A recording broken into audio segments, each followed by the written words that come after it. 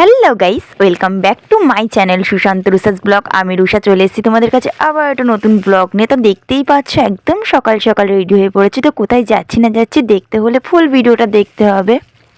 তো চলো বাড়িতে আর নটাঙ্কি না করে রাস্তায় বেরোনো যাক। তো এই দেখো আমরা পুরো রাস্তায় বেরিয়ে একেবারে মানে মোড়ের মাথা থেকে বাসে উঠে পড়েছে। সেই দেখো তোমাদের দাদাভাই পিছনে বসেছে, আমি সামনের সিটে বসেছি।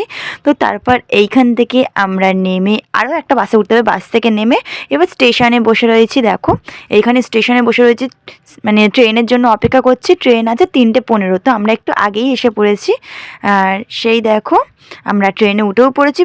মানে 3:15 ট্রেনটা যে এতটাই ভিড়, কোনো জায়গাই পাই না। আমি যাও একটু জায়গা পেয়েছিলাম, তো মাম্মামকে বললাম যে কোলে বসার কথা। মাম্মাম কি না ওখানে দাঁড়িয়ে দাঁড়িয়ে ঝুলবে, সেই কারণে মাম্মাম আর কোলে বসলো না, ওর পাপার কোলেই দাঁড়িয়ে রইলো।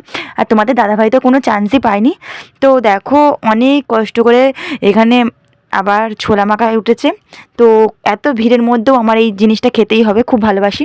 তো এখানে খাওয়া দাওয়া হয়ে গেছে। এবার আমরা ট্রেন থেকে নেমে পড়েছি, নেমে টোটোতে উঠে পড়েছি। এবার টোটো থেকে নেমে দেখো ডাইরেক্ট মাসিমণির বাড়িতে চলে এসেছি। আর চলো এবার সন্ধেবেলা মাসিমণি আমাদেরকে ধনেপাতার চপ মানে বানাতে বলেছে যে তুই বানা। তো আজকে আমিই বানাচ্ছি ধনেপাতার চপটা। তো দেখো, তো সব কোনো রেসিপি না, সবাই জানে যে এটা কীভাবে বানাতে হয়। তো আমি একটু ভিডিওটা ক্লিপ নিয়ে রাখলাম। তো এখন সন্ধেবেলা ধনেপাতার চপ দিয়েছে, আর রাত্রের মেনুতে দেখা যাক কী হবে।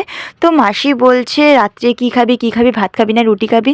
তো তোমাদের দাদাভাই বলে যে রুটিটাই হোক। তারপর মাসিমণি ওইদিকে রুটি মানে আটা মাখাচ্ছে, আর আমি এদিকে বলি ঠিক আছে তুমি আটাটা মাখাও, আমি এদিকে ডিমের ঝোলটা করছি। তো দেখো এইখানে সব কিছু রেডি করে নিয়েছে। আর এখানে কটা লঙ্কা আছে না, 36টা লঙ্কা আমি গুনে গুনে কেটেছি পুরো।